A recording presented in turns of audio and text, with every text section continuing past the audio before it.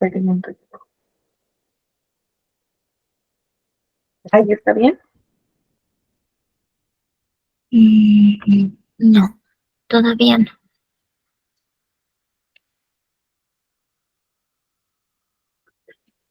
Creo que le está pasando lo mismo. Tiene que darle compartir la pantalla. No la ventana, sino la pantalla, tal vez. Ya voy.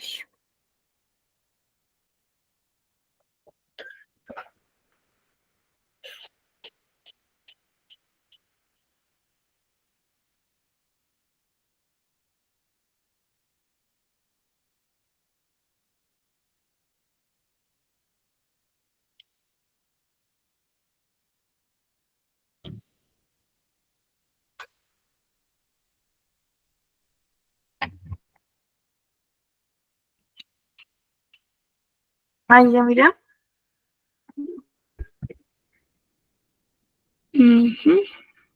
Listo. Ahí. Entonces, buenas tardes, compañeros. Hoy les vamos a exponer sobre la neumonía y la pleuroneumonía equina. Mi nombre es Sara del Castillo y mi compañera se llama Mari. Entonces, la neumonía, se supone que las infecciones del tracto respiratorio inferior son comunes en los caballos adultos. Las infecciones de las vías respiratorias inferiores pueden localizarse en la luz de las vías respiratorias, lo que se denomina como una bronquitis bacteriana, o pueden afectar el parenquima pulmonar, que en este caso pues es la neumonía. Los signos de esta pues son muy amplios y reflejan la gravedad del estado del proceso de la enfermedad. Entre los agentes infecciosos implicados, pues los caballos adultos suelen adquirir neumonía bacteriana por aspiración de microorganismos que normalmente habitan en la nasofaringe o en la cavidad oral, como Streptococcus hemolíticos y en particular el Streptococcus X, el Zoepidemicus, que es el patógeno bacteriano más común que tenemos en los caballos. También tenemos las bacterias gram negativas no entéricas, como la Pastorella, la Cyanobacteriosis, y también se aíslan con frecuencia solas o combinadas con el Zoepidemicus, que este es el más común, como se les mencionaba. También tenemos bacterias gram negativas entéricas como la Klebsiella, Escherichia coli, Sternobacter y la Salmonella. Tenemos gram negativos, gram positivos aerobios como el Staphylococcus y la Rhodococcus X, o gram negativos como Pseudomonas y Bordetella bronchiseptica. Los anaerobios más comunes aislados son los bacterioides, particularmente los bacterioides Fragalis, Clostridium y Streptococcus. Con respecto a la epidemiología, en el libro de que nos mandó la profe, mencionaba que se hizo un estudio en el cual se analizaron 320 caballos, de los cuales no hubo una predilección por el sexo, pero sí el 82% de estos eran menores de 5 años de edad, y los caballos de pura sangre tenían mayor riesgo de adquirir esta patología, y los caballos de raza estándar tenían un menor riesgo. Con respecto a la fisiopatología, se dice que la colonización de los pulmones por bacterias oportunistas ocurre cuando los mecanismos de defensa pulmonar se ven comprometidos o abrumados por un gran número de bacterias. Varios factores pueden contribuir a la causa de esta. El principal pues es el ejercicio extremo o el transporte, también el estrés, las enfermedades virales, la disfagia o obstrucción esofágica, esto lo produce en menor medida, la anestesia general, y cuando estos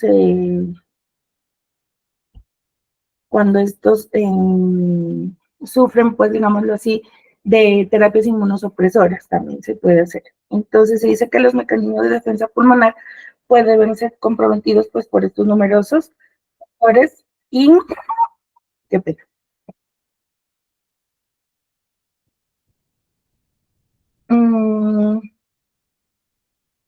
Bueno, espérense, es que me estoy confundiendo, estoy nerviosa. Espérenme. Creo que no me carga la página.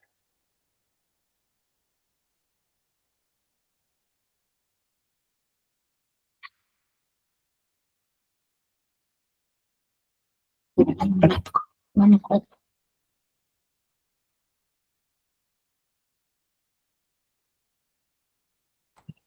Bueno, digamos que en el ejercicio no me cargo la página web. Inducción de la disminución de la actividad fagocítica de los neutrófilos y macrófagos bronquialveolares que están en la sangre. Entonces, esto es lo que hace que se genere una inflamación también bacteriana y da lugar a unas infiltraciones de células inflamatorias que, conjunto con sus mediadores, generan daño al epitelio y al endotelio, dejando restos de celulares séricos y fibrina. El diagnóstico, pues el diagnóstico se lo puede hacer mediante un perfil pues, de sangre. Este tiende a ser de inflamación. Presenta leucocitosis por necrofilia con pandemia, por la infección bacteriana. También encontramos neutropenia con desplazamiento tóxico. El fibrinógeno lo encontramos aumentado. Encontramos anemia por inflamación crónica, aunque estos, pues, se dice que estos no se asocian no tienen mucha relación con la gravedad en general, digamos así, o la gravedad de esta. También tenemos pues rayos X y ecografía, donde se observa que el pulmón está edematoso, inflamado y con exudación temprana. Y cuando este está, pues digamos, cuando es un caso más crónico, se puede decir que se encuentra, encontramos, las vías respiratorias se encuentran consolidadas y abscesadas. Con respecto a los signos clínicos, los caballos sin compromiso del parénquima pulmonar o con una afección mínima pueden ser completamente normales en reposo. Estos pueden limitarse solamente a la intolerancia al ejercicio y o al rendimiento que estos cumplan en el trabajo. Pueden no tener secreción nasal bilateral durante inmediatamente después del ejercicio. Y a medida que la enfermedad progresa, los signos clínicos pueden incluir cualquier combinación como fiebre, anorexia, depresión, secreción nasal bilateral, la tos, pérdida de peso, taquipnea, dificultad respiratoria. Esta secreción nasal puede ser o no micropurulenta y puede ser hemorrágica. Y en algunos casos puede generar un infarto pulmonar y neumonía necrotizante. Por lo general, este también se hace con auscultación y esto se hace después de la aplicación de una bolsa de reinhalación. Cuando esta, digamos así, es positiva, cuando esta es positiva, se puede decir que se pone la bolsa, se la quita y presenta unos sonidos. Y también unas silbaciones en la parte ventral del pulmón. Con respecto a los diagnósticos diferenciales, tenemos la fibrosis pulmonar y la perilosis pulmonar, que estas se las asocia a todos los signos clínicos, el neumotórax, el edema pulmonar, la inhalación del humo y neoplasias. Y con respecto al tratamiento, pues se dice que se puede aplicar en los casos que son no tan severos, se le puede aplicar ampicilina y penicilina porque se sospecha de que solamente tiene una sola invasión de una sola bacteria. En este caso, pues como les mencioné, la más común. En esta, pues ahí se miran las dosis y cuando esta es un poco más complicada, se dice que se tiene que realizar con Cetifur de 2,2 miligramos o 4,4 miligramos cada 24 horas intramuscular. Y para pues manejo del dolor y de la inflamación puede ser el fluximilmegubine 1,1 miligramos cada 12 horas, vía intramuscular o vía intravenosa.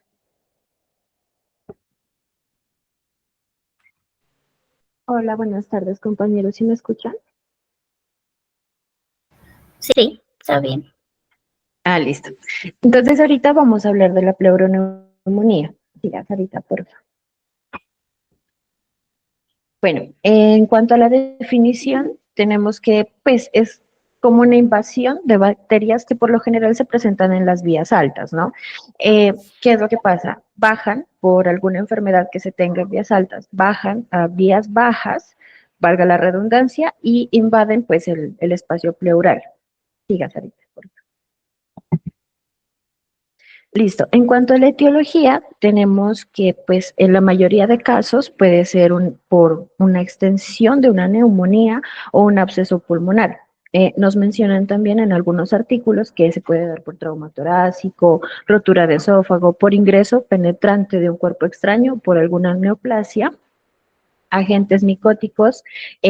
Aquí está señalado el Streptococcus XX, tu especie Zoepidemicus, porque es uno de los que más se mencionan, aunque en varios artículos no se menciona como tal que haya una etiología específica de la misma, pues, de la enfermedad de la pleuroneumonía. eh, Se menciona que pues sí se encuentra como más frecuentemente este agente. También está el Rhodococcus equi, que hay pues algunos casos reportados recientemente también, y enfermedades virales. Mira, por Listo. Tenemos estos agentes etiológicos que pues menciona también que por lo general están en la orofaringe y por X o Y razón bajan justamente a las vías bajas a los pulmones y bronquios y demás. Siga, por favor. Hay unos factores predisponentes para la enfermedad, ¿no? Que pues incluyen enfermedades respiratorias por lo general altas, aumento de la humedad ambiental, incremento de cantidades de bacterias en el aire, pero lo que más se menciona y lo que más se resalta es que lo que más predispone a los caballos a sufrir la pleuroneumonía es el estrés, entonces la inmunosupresión por estrés. ¿Por qué? Por viajes largos, porque pues en muchas ocasiones se los llevan a participar en carreras y demás. Entonces nos menciona que eso puede ser un factor que pues altere como tal la fisiología y pues nos genere la pleuroneumonía. Y ya, Sarita, por favor. Bueno, vamos a hablar de la patogenia. Esto se da en tres fases, ¿no? Y este es el orden tal cual. Entonces, ¿qué es lo que pasa primero? Hay una fase exudativa, que es cuando la pleura se inflama y empieza a llenarse como de líquido, por así decirlo, ¿no? Entonces, ese líquido hasta ese momento es estéril. Entonces, la pleura se inflama y se empieza a llenar de líquido estéril. En este momento, en esta etapa, si se lograra detectar y se hace un tratamiento, funcionaría y no avanzaría más. Pero cuando avanza, sigue la etapa fibropurulenta o fibrinopurulenta, que la mencionan también. Entonces, ¿qué es lo que pasa? Este líquido que ya estaba se empieza a llenar de bacterias y se forma un epiema que pues es un cúmulo de pus, ¿ya? En la pleura. La fibrina empieza como que a cubrir las pleuras, tanto la parietal como la visceral, y empieza a ver que loculación, que pues es la formación de los cúmulos de pus dentro de la pleura, y hay una membrana que se forma por el mismo depósito de fibrina, pues nos lo mencionaban también en los artículos, que hace que el proceso no avance. Entonces, ¿qué es lo que pasa? Recubro pulmones y espero que el proceso bacteriano no me avance de pulmones, pero esto afecta también el pulmón. Entonces, no dejo que salga la infección, pero tampoco lo dejo respirar, ¿no? Y hay una tercera fase que es la de organización. ¿Qué es lo que pasa? Empiezan a crecer fibroblastos en el exudado y pues se forma una membrana como inelástica que recubre el pulmón y ya empieza a perder funcionalidad. Entonces ya es como una fase, pues lo peorcito a lo que se puede llegar, por así decirlo. Siga, Sarita, por favor. Listo. Entre los signos clínicos tenemos que... Un segundito simplemente para resaltarles, chicos, regresar a la anterior, la fisiopatología, para que por favor tengan muy en cuenta estas tres fases porque son súper importantes en cómo se da esa progresión de la patología y también mucho tendrá que ver con el pronóstico, ¿no? De ese paciente, dependiendo hasta dónde llegue. Entonces ténganlas muy en cuenta, chicos. Listo, gracias. Sí, Sarita. Entonces, entre los signos clínicos, pues tenemos que, pues, en los agudos se puede presentar de todo, ¿no? Fiebre, letargia, respiración superficial, o sea que, pues, no hay una respiración como profundo, movimiento profundo, que, pues, es el que normalmente vemos. Hay como abducción de los codos y el caballo, por lo general, evita como moverse. Hay dolor torácico a la palpación, pero justamente en la pared costal, ¿no? Y hay como una reacción de defensa del caballo. Entonces el caballo apenas ustedes le van a tocar el tórax, eh, como que les corre, ¿ya? ¿Qué es lo que pasa? cuando ya se avanza a una fase crónica, el dolor empieza a desaparecer. Entonces el dolor es menos evidente y también los síntomas empiezan a desaparecer y lo único que pues, se puede como encontrar son picos de fiebre, edema subesternal y pérdida de peso. Siga, Sarita. Hay métodos de diagnóstico que obviamente pues se aborda como todo lo que uno debería de hacer. Entonces, ¿qué es lo que se hace primero? Se hace una anamnesis, que pues es lo que normalmente nosotros haríamos. Se registran viajes del caballo, si hubo cirugía, si hubo estrés, si hubo condiciones que como que empaten en que las bacterias hayan bajado, ¿no? Se hace también un examen clínico en el que va a haber como una alteración pulmonar en la auscultación. Lo que pasa, nosotros por lo general hacemos la percusión, ¿verdad? Entonces, ¿qué es lo que va a haber? Va a haber zonas que van a sonar como mate, porque pues por la semiología la doc nos había enseñado que hay unos tipos de sonido, entonces, ¿qué es lo que va a sonar mate? Va a sonar como la presencia de líquido que va a haber. Entonces va a ser en la parte del área ventral o como en la región dorsal más o menos, porque pues va a haber como colecciones de líquido ahí. Hay también una pleurodinia, creo, si mal no estoy. Sí, pleurodinia, que es dolor en los músculos intercostales. Entonces, cuando estamos haciendo el examen de los espacios pulmonares, vamos a encontrar eso. Ese es dolor en la pleura, ¿no? Pero se expresa Ajá. precisamente cuando usted pasa sus dedos. Esa es una de la parte del examen. Aparte de percutir y auscultar, usted tiene que pasar sus dedos entre los espacios intercostales y como hay dolor en pleura, es decir, hay pleurodinia, entonces ahí el caballo se molesta.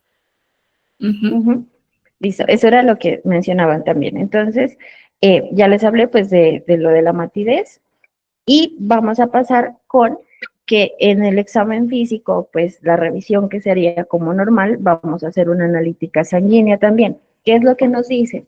Que en el tema de los casos agudos vamos a encontrar todo como normal.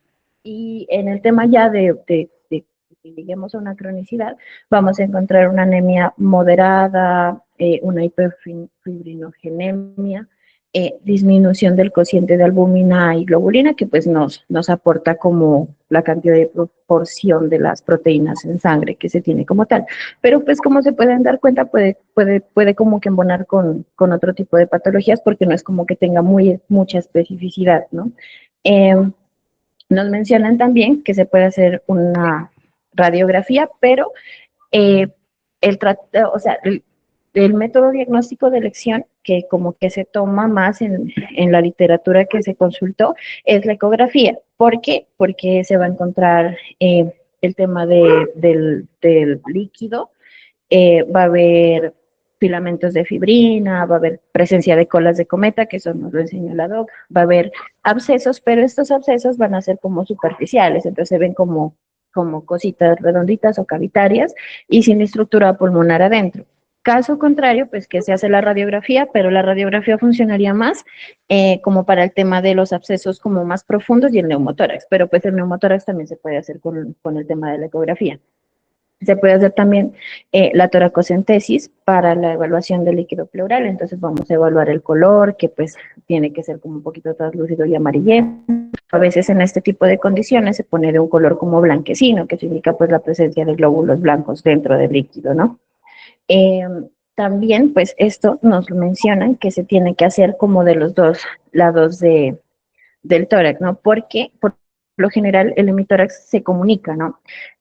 Pero sucede que en la pleuroneumonía a veces los dos lados no se comunican bien. Entonces, de un lado puede haber un líquido de una consistencia y del otro lado otra. También nos dicen que se puede hacer aspiración traqueal, pero más como con el fin de hacer un cultivo microbiológico, un antibiograma. Y se menciona también el tema de la toracoscopía y la pleuroscopía, pero nos dicen que no es tan recomendable, pues por los riesgos de perforación y demás que se puede tener. Entonces, como que nos la mencionan, pero nos dicen que pues sirve para ver el progreso de como del tratamiento o el avance de la enfermedad, pero no se recomienda tanto porque le pueden perforar un intestino, mencionaban que le pueden perforar muchas cosas, ¿no? en cuanto baja el endoscopio. Sí, por favor. Listo. El tratamiento está basado como en 4 pasos que nos estaba mencionando, ¿no?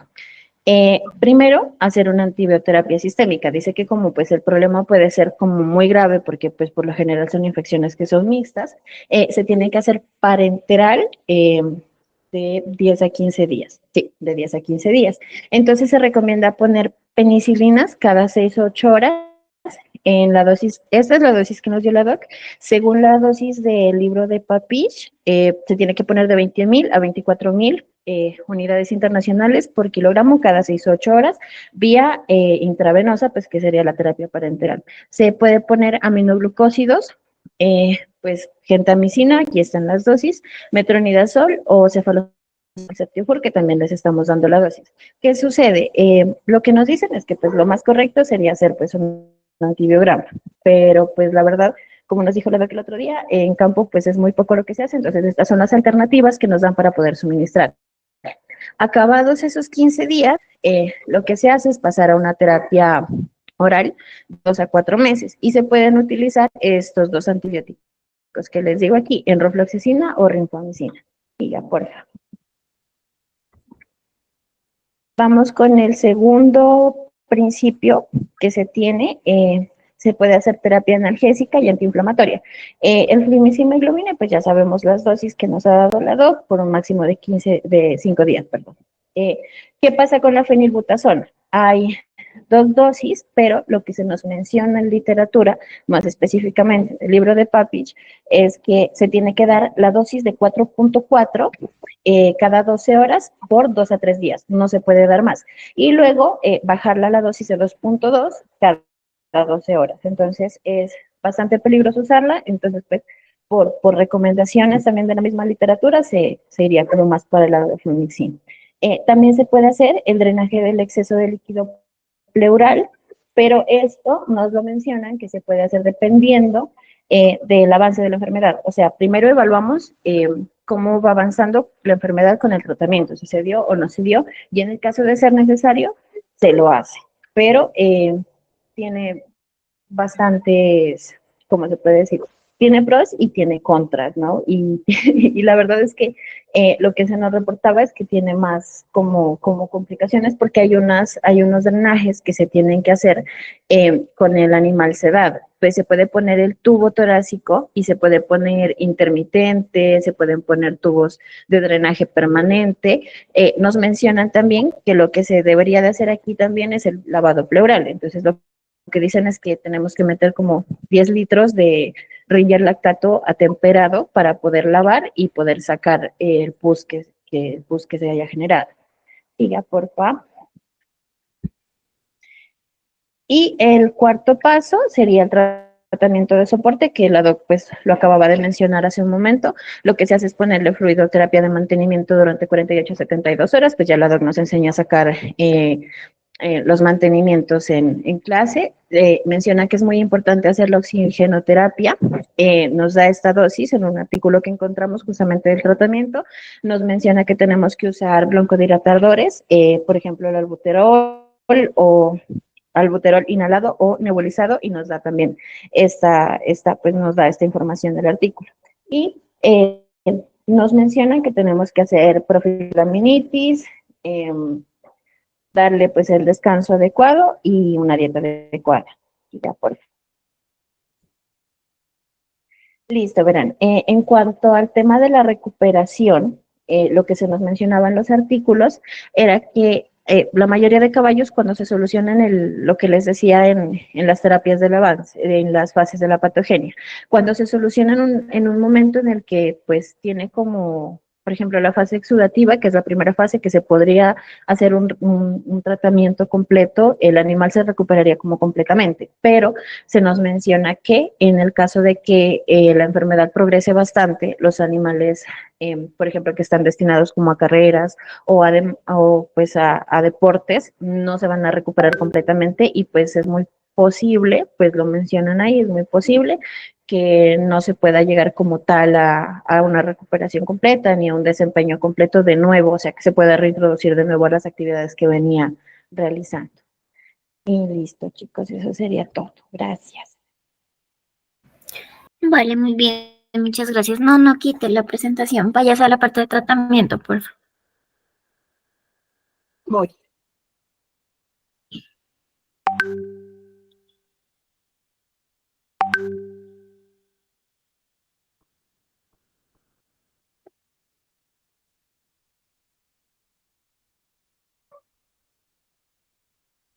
Listo. Bueno, les pregunto, en lo que ustedes revisaron, en esa primeras opciones que tenemos, obviamente, a ver, esta es una patología que si usted tiene alguna posibilidad, así sea leve, de hacer un cultivo, hágalo. ¿Por qué? Porque es una patología que se puede estar complicando ya mucho. O sea, no es una,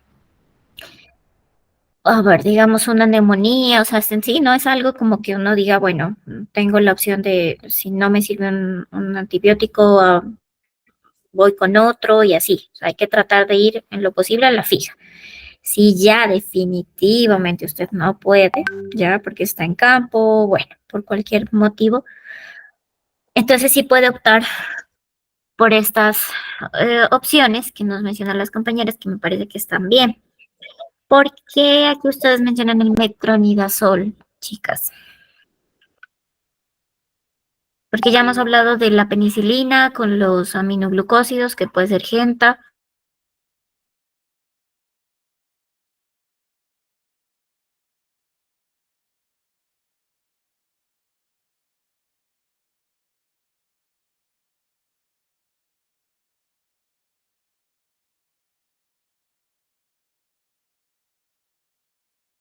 Claro, Mirasol decía en caso de sospecha de gérmenes anaerobios, creo, si mal no estoy, porque tengo un olor nauseabundo, gas, y ahí va también el tema del gas, del gas presente cuando se haga el examen también. Exactamente, muy bien. Se utilizan los tres, precisamente porque usted ahí estaría tratando de cubrir gram positivas, gram negativas y anaerobios con el metronidazol. ¿Listo? Muy bien. Digamos. Listo. En cuanto aquí, la dosis del flunixin está muy bien. En la fenilbutazona solamente hágale, generalmente se utiliza con ese protocolo, una dosis larga que pues en general yo la recomiendo solo el primer día. Entonces sería 4.4, o sea, no es 2.2 o 4.4, no, es 4.4 y a partir del segundo día ya es 2.2. ¿Listo? Para que la arreglen allí porque como se lee parece que fuera una o la otra. Y no, 4.4 por 5 días es demasiado. ¿Listo? Sí, es que, claro, en la exposición lo que les decía era justamente eso, Sí. que en la literatura lo que nos recomiendan es de 2 a 3 días, 4.4, y después de 2 cada 12 horas. Entonces, pues ya le editamos, doc. Gracias. Hay que arreglarle la... Sí, está bien, en la presentación está bien, en la sustentación estuvo bien, pero en la presentación hay que organizarlo mejor. ¿Listo? En cuanto al drenaje, es bien importante que ustedes tengan en cuenta lo siguiente. Y les pregunto, si ustedes tienen, por ejemplo, encontraron, bueno, pusieron el tubo ya para hacer el drenaje y el paciente tenía 5 o 6 litros de líquido, ¿se los saca todos de una? ¿Los drena todos de una? ¿O qué leyeron al respecto?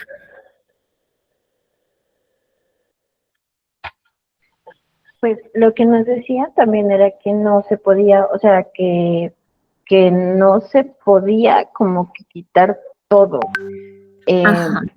Porque, o sea, no, o sea, como que había como un desbalance, creo, si mal no estoy, porque eso sí lo leímos, por eso se recomendaba como que primero ver, evaluar, por eso también decía que no era tan recomendado irse de una como que dreno, sino que primero evaluar y ver cuánto se le puede sacar, porque no se le puede sacar todo de un totazo, según pues lo que decía el artículo. Sí, exactamente. Miren, que es bien importante. Esta sí es una de las cosas que se hace porque definitivamente en ese momento hay mucho líquido, mucha fibrina y pues así usted está controlando esos agentes bacterianos que están allá adentro, pero seguramente sí necesita drenarlo. Pero hay que tener en cuenta que ese drenaje no puede hacerse todo en una sola vez, porque como sea, así esté en un tercer espacio, pero es líquido que tiene el animal y adicionalmente es líquido que es alto en proteínas, ¿sí? Por todas esas características, miren que tiene mucha cantidad de fibrina, en fin. Entonces, si se hace todo en una sola vez, en un solo momento, el animal se les va a descompensar. Precisamente por eso, generalmente esos tubos se dejan, ¿listo? Puestos varios días y todos los días se va haciendo un drenaje, un pequeño drenaje, todos los días. ¿Listo? Por eso se lo mencionan allí como que puede ser intermitente. ¿Listo? Eso pues me imagino que se refiere. Entonces hay que tener en cuenta eso de pronto. ¿Listo? Bueno, siguiente. Ujú. Listo. Y aquí, pues obviamente, estos son pacientes que en lo posible usted ya los trabaja hospitalizados, ¿no? Porque mire, tiene que poner un tubo, tiene que estar hidratando, hay que estar revisando cómo está el hematocrito, sus proteínas y demás. Entonces aquí sí ya es más factible hablar de que usted haga de pronto, le ayude un poquito con nebulizaciones y demás. ¿Listo? Tratar un paciente de estos en campo sí me parece bastante complejo. Bastante, porque sí necesita cuidados 24 horas el paciente. Son pacientes que llegan generalmente descompensados. Bueno, en cuanto a profilaxis contra la aminitis, a pesar de que todavía no hemos llegado a la aminitis, pero ¿qué leyeron?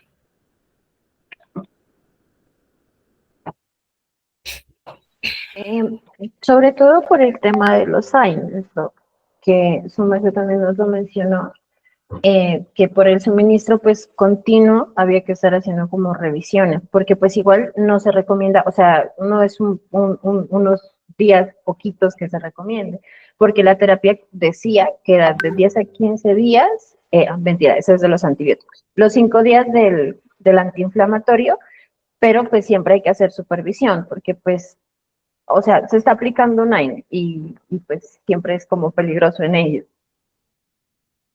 Ya, entonces, ahí hay riesgo de la aminitis. Primero, pues sí, por lo de los AINES está bien.